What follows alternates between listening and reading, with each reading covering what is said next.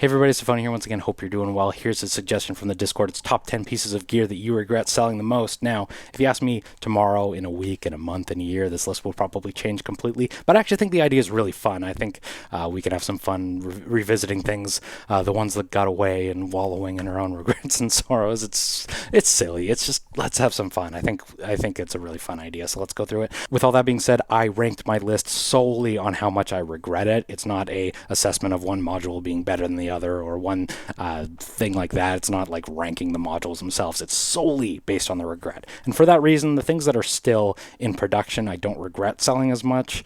So like if there's an opportunity to get them more, they'll probably rank lower than things that are discontinued and harder to get just because they're harder to get. I regret them more.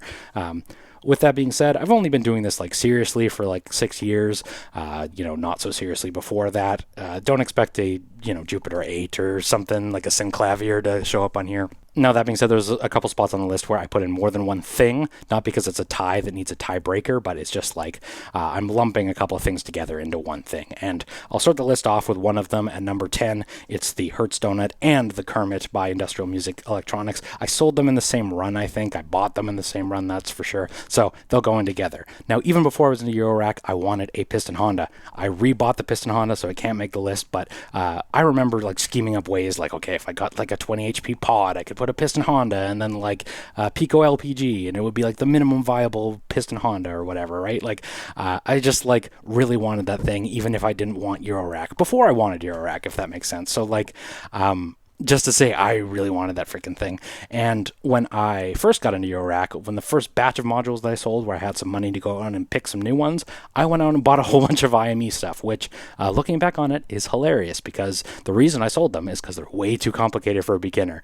When I was starting out, like the Kermit especially, the menus, I still love the idea of it being either LFO or audio rate for an oscillator and all of the different things you can do in between with the amps and all of those things. But when you're a beginner and you're kind of still learning what an envelope even is, that thing was way too deep for me. And I think I even had it in like a nifty case or something when I was like brand spanking new. Way too deep for me. Hertz donut is a 2 maybe 4 op FM eurorack module that's all digital and has like a wave folding circuit on board and stuff too. Like, it's freaking awesome. I would die to have that today, but I don't know what I was thinking starting with those things. They were way too deep for me, and I sold them. And like, I really regret selling them, but I totally understand why I sold them. That won't be the case for all of these, so let's keep going.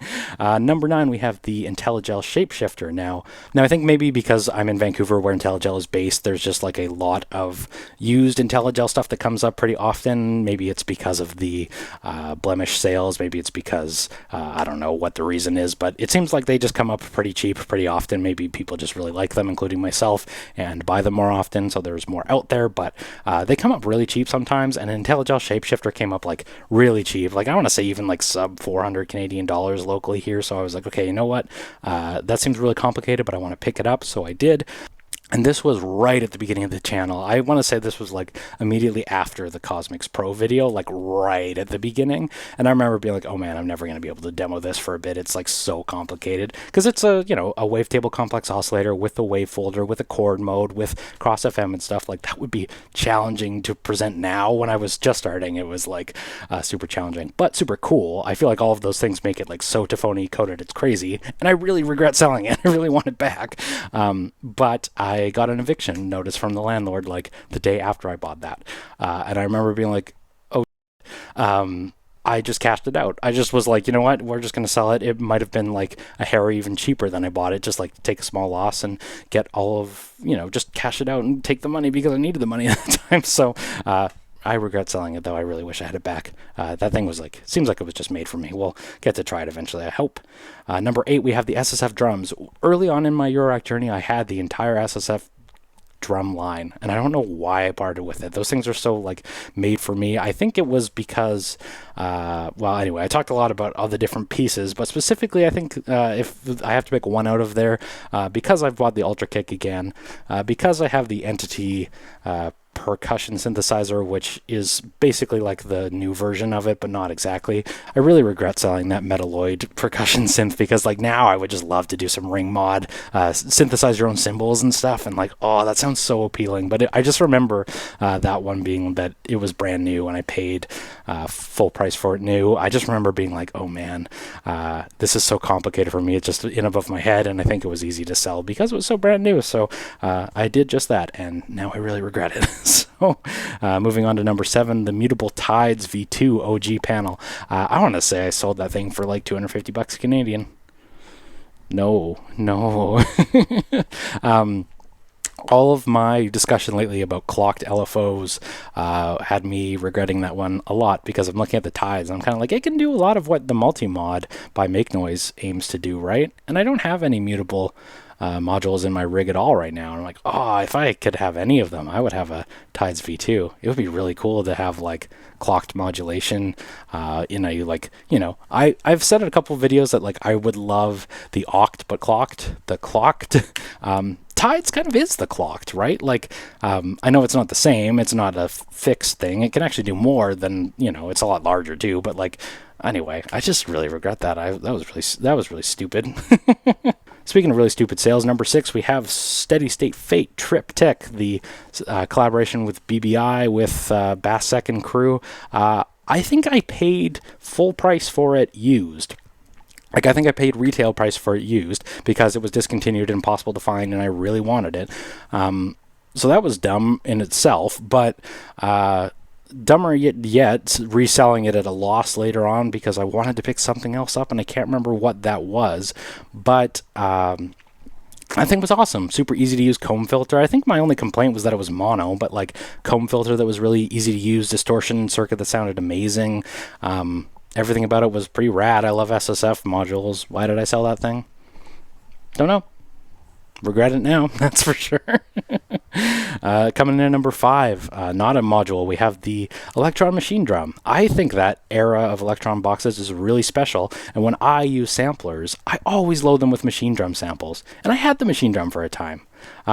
Anyway, that I was hesitant to put it this low on the list. I have some, like, I get that I probably wouldn't use it, and it had encoder problems was actually the reason why I sold it, but I regret that because I should have just sent it back to Electron, and because I had encoder slop, it like got to the point where it was like not triggering, like you'd spin the encoders and they wouldn't do anything because it was old and super used, and I should have sent it to Electron. That thing sounded really special, the workflow was awesome, just like, that's a special machine, and anyway, I wish I held on to it, but yeah, the other thing, the sample loading version is worth a lot more than the digital drum synthesizer version, which I think is always kind of funny because, like, I don't know, I feel like the special part about it is it sounds, right? I know the workflow is special, but, like, I don't know, like, Digitac exists. Put samples on the Digitac? I don't know. Maybe if there's something that I'm missing on the machinedrum sample version, but the one that had its own drum synths on board, that thing was freaking rad. I just, like, so sweet. Coming in number 4, the SSFWMD collaboration in the Ultrafold. That is like one of the best appreciated wave folders out there, and I had it, but I think I was so new again at that time that I was just like, I don't know, running like an entire synthesizer through the wave folder instead of just like a waveform into the wave folder because I was new and dumb and I didn't know what I was doing, and I was like, oh, this doesn't sound like distortion. Stupid. That was really dumb. And again, this is where the ranking is just based on regret, right? Like they do come up, like you can buy them for prices a lot higher than what I did, but like I don't know. That was just stupid. I should have held on to that. That's a cool thing. I like both of those brands. That is supposed to be one of the better wave folders ever made for Eurorack, and I just, you know, you could get the WMD Scorpion for 20 times the price. Actually, might have been 40 in the case of mine. But anyway, I just like, that was a mistake that I regret. And it only gets worse from here. So we have number 3, MPC Live 2 Retro. Over the past 6 years, I have owned every variety of MPC, even like the Studio 2, where I convinced myself for a week that I was going to make MPC music on a computer, which I never was going to do. I don't know why I thought that was a thing, but now I have the 1 again. I had the Live 2. I had the Live 2 non-retro. I had every variety of MPC. I had the Force at one point for like a week. I've tried them all, but I think MPC Live 2 is the best of the MPCs for me. It has that speaker, it has a battery, it's portable, it's like everything in it. But if you get the one that is in black, it has that grippy plasticky finish that's like supposed to make it like grippy, but it just turns into gunk, it just turns into tar. You know the stuff, right? So it's black. Black is nice, but the MPC Live 2 Retro comes in that awesome cream. It has like a glossy finish that doesn't turn into gunk. Why did I sell that thing? I remember selling it for like $1,000 too. I remember taking like a loss on it. It was really stupid. That might have been when I just got in a eurorack, or at least I'm going to tell myself that was the reason, because I can't remember. I hope that was the reason. It just seems like MPCs are always this like thing on the back of them. There's a like, I don't know, the devil on my shoulder that's always like, you just like, no, get an MPC, try it. It doesn't look great. Don't you remember it? You're totally going to use it, right? And yeah, I just bought a one again. So are we going to use it? Probably not.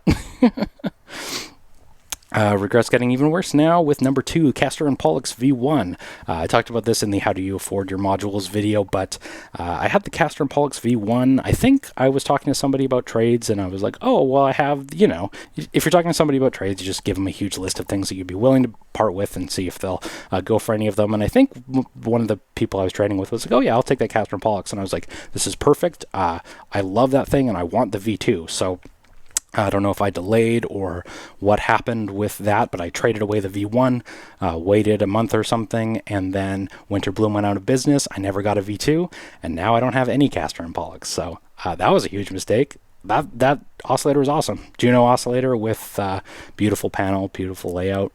I really wanted that V2, but now they're gone, and I made a huge mistake. I think they open sourced the platform, though, maybe. I mean, I know it's based off of Roland, so maybe they can't open. Anyway, maybe somebody can come back with a Romulus and Remus or something. That was a mistake. But okay, so the last slot is a double whammy with the Korg Electribe M and the Korg Electribe EMX, which are 2 digital groove boxes from the early 2000s. I believe might have been 99 for the M, but I really regret selling those things. I really loved them. I thought like, just, I don't know, the like liquid drum and bassiness of like all the presets on it and everything was just so fun and so jammable and so easy to pick it up and just like make full songs with it, and had such a nice, easy to use sequencer, and all of the sounds just like start in a range that is like super nostalgic for me. And like, I don't know, I look back on some of those videos of the like Instagram clips I was posting at that time that just like in like 20 minutes bang out like some like I don't know, D&B like jam in like no time flat on like a super awesome early 2000 box. I'm just like, what was I doing selling those?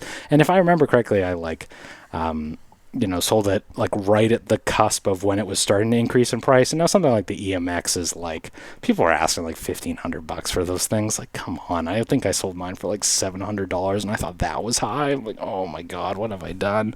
Oh, that is the biggest regret for sure.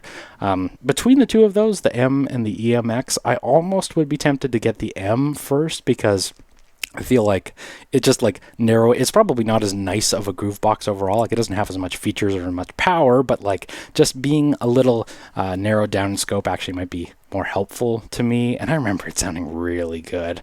There's just something about that, I don't know, that like Bob's Burgers layout of the first plasticky generation in all black. I just like, that's super sweet. And the blue is like really endearingly goofy. It just seems like, I don't know, Frutiger Aero, like liquid D&B. I want to just be like sailing on the Utopia if I never discovered Eurorack sort of beat or whatever. But anyway, yeah, those are definitely the ones I regret the most. One of those two. The regret, I guess, is to say that I should have definitely held on to one of the Electribes, that's for sure. So that's my number one regret. So I'm not saying this just for clickbait, for engagement. I genuinely think this idea is really fun, and it came from the Discord. So if you want to post your biggest regrets down into the comments, or email them to me, or send them in that Discord, just do them. One of the fun moments is just like hear people be like, oh, I so regret selling X. And I'm like, I don't care about that. Like, not that your opinion isn't valid. It's just funny that like, even like the Electribes, I'm probably pulling my hair out of something that a lot of people are probably looking at. I mean, like, digital groove box from the 90s. I don't care. Like, that's the fun of this, right? It's sort of our personalities are buried somewhere in those stupid ramblings. Hey, I'm Tafony. Thank you so much for watching. Like, comment, subscribe, do all that crap that YouTube's always on my case but not promoting to you, and I'll see you in the next video.